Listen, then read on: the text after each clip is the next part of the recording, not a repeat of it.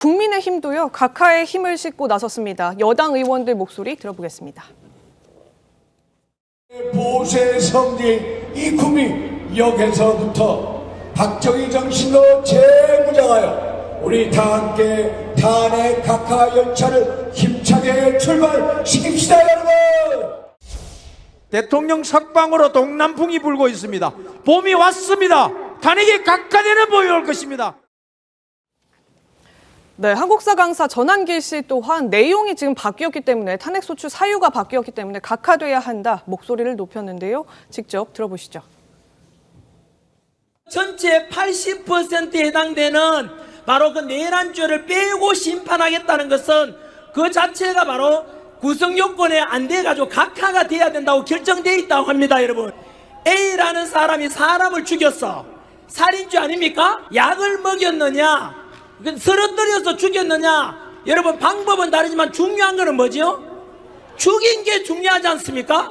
바로 이겁니다, 여러분. 중요한 기본적인 내용이 바뀌면은 이 자체가 각하다라고 되어 있다고 합니다. 문영배가 이야기한 대본대로 한다고 했지 않습니까? 그 대본이 뭐냐면 헌법의 주석을 가리킨다고 합니다.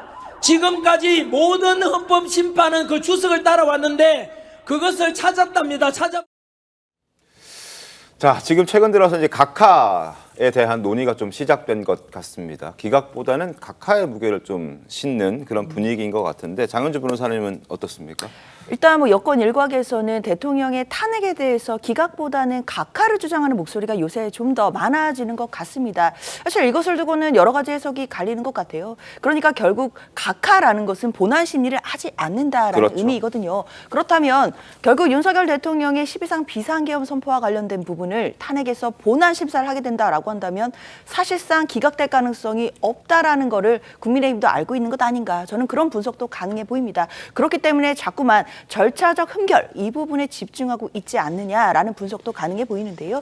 지금 나오는 뭐 내란죄 철회 부분이라든지 여러 가지 헌재 절차적 흠결 주장은 사실 어제 오늘 갑자기 나온 이야기는 아닙니다. 아시다시피 대통령의 탄핵 심판이 진행되는 초기부터 계속해서 대통령 측이 제기해 왔던 그런 논란들이었고 그런 이야기들이었지만 사실상 헌재가 지금까지도 평일을 거듭해 오면서 이 선고 절차를 진행해 왔다라는 것을 미루어 보면 사실상 저는 각하 가능성보다는 본안을 심사하고 있을 가능성이 훨씬 높다라는 판단이 될 것 같고요. 특히나 이 내란죄 철회 부분 같은 경우에는 사실관계는 그대로 있지만 이것을 헌법 위반, 그러니까 위헌적인 것으로 판단할지 아니면 형법상 범죄에 해당하는지 판단할지는 적용 법조의 문제이므로 사실상 사실관계의 동일성 여부와는 좀 별개가 아닌가라는 주장도 가능해 보이고 이 부분도 헌법재판관들이 받아들일 가능성이 높기 때문에 저는 절차적인 흠결로 각하가 된다 이런 주장에는 동의하기는 어렵고 앞으로 본안을 판단을 해서 인용이든 기각이든 결론이 날 텐데 이 부분에는 만장일치로 인용될 가능성이 현재로서는 높지 않나 생각됩니다.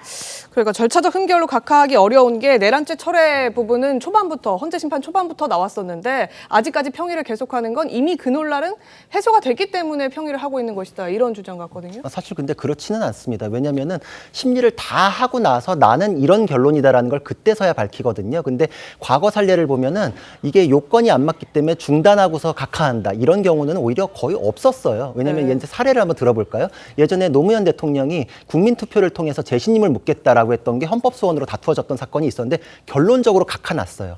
심리 다 하고서 각하가 됐어요. 왜냐하면은 재판관들이 나는 이거에 대한 의견이 이거다라는 건 마지막에 밝히지 중간에 이거에 대해서 나는 각하 의견이니까 표결 한번 해봅시다 이렇게 안 해요. 최근에도 한일 위안부 합의에 대해서도 헌법소원으로 다투었는데 그것도 각하됐거든요. 그것도 심리 다 했어요. 그때는 심지어 양쪽 사건 지금 예를 든 게 위헌의 의견도 있었어요. 그러니까 위헌의 의견을 가졌던 재판관들은 심리 다 했으니까 위헌 의견이라는 게 나왔을 거 아니겠습니까? 심리를 다 하기 전까지는 요건에 대한 것도 끝까지 심리의 대상이기 때문에 중간에 멈추고서 안 했기 때문에 쟁점이 정리됐다. 이제 이런 거는 있지 않고 이게 좀 법적으로 어렵지만 평결 방식에 대해서도 알아봐야 되는 게 예를 들어서 요건에 대한 거니까 각하가 있을 수 있고 그걸 통과하면 본안으로 들어가서 인용이냐 기각이냐 이제 이론적으로는 그렇잖아요. 네. 근데 각하 의견을 가졌던 사람도 거기서 다수 의견이 못 됐으니까 본안으로 들어가서 인용이나 기각의 의견을 다시 갖느냐? 그렇지 않아요. 과거에 헌법재판소 내부에서도 그런 방식으로 해야 된다라는 재판관 사이에서의 의견이 있었으나 채택하지 않는다라는 게 헌법재판소의 공식 입장이 되었기 때문에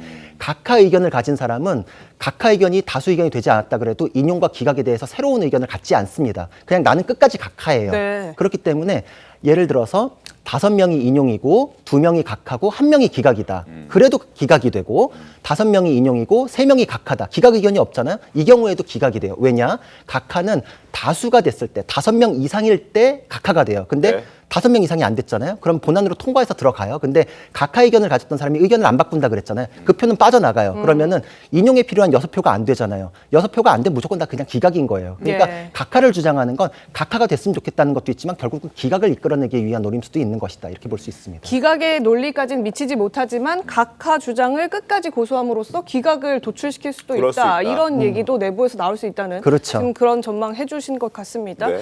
지금 헌재를 향해서요. 여야 압박 계속해서 거세지고 있는 상황입니다. 그런데 정작 윤석열 대통령은 석방 이후 일주일째 침묵을 지키고 있는데요. 윤 대통령 측은 막판 설득 작업에 나섰습니다. 공수처 수사의 위법성을 지적하는 의견서를 제출하는 방안도 검토 중이다. 이렇게 알려지고 있는데 앞서 나온 윤갑근 변호사의 이야기 들려드리겠습니다.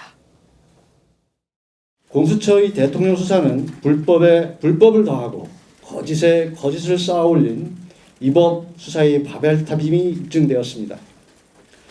위법한 영장을 청구하고 위법한 영장에 근거하여 대통령을 체포하고 불법으로 대통령을 감금한 공수처장과 공수처에 대해 반드시 그 책임을 무겁게 물을 것입니다.